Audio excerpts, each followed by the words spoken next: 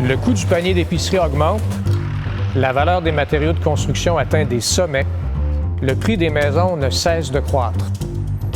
Non seulement les prix augmentent, mais on dirait qu'ils augmentent beaucoup plus vite que par le passé. Aujourd'hui, on parle d'inflation. On vit une période exceptionnelle. L'an dernier, la pandémie a forcé la fermeture de larges pans de notre économie, ce qui a causé la chute de prix de plusieurs produits. Les gouvernements sont intervenus pour soutenir les ménages avec des transferts généreux qui leur ont donné plus d'argent à dépenser malgré la récession. Les gens ne pouvaient pas voyager, ils ne pouvaient pas aller au restaurant, ils utilisaient moins leur voiture parce qu'ils étaient en télétravail, alors ils utilisaient leur surplus d'argent pour améliorer leur milieu de vie.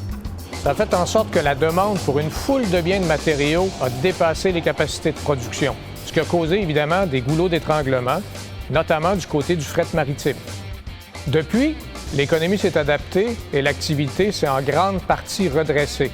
Les hausses de prix qu'on observe à l'heure actuelle, en grande partie, reflètent un certain retour à la normale. Si elle devait rester contenue et temporaire, il ne devrait pas y avoir d'enjeu. On devrait s'attendre à ce qu'elle retourne graduellement à la normale avec les progrès de la vaccination et la réouverture de l'économie. Ceci dit, l'inflation va rester encore élevée quelques mois. Rééquilibrer les dépenses entre les biens et les services, ça prend un peu de temps.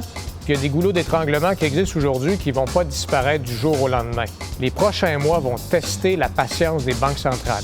Pour l'instant, on ne devrait pas s'attendre à beaucoup de changements. Les banques centrales vont continuer de soutenir la reprise. Aux États-Unis, la Réserve fédérale, la Fed, insiste pour dire que l'accélération actuelle de l'inflation est temporaire et que ça justifie ni de hausse de son taux directeur, ni la fin de ses politiques de soutien des liquidités. En fait, elle a un nouveau cadre de politique maintenant qui l'amène à prendre plus de risques du côté de l'inflation, dans le but d'atteindre des objectifs plus ambitieux du côté de l'emploi.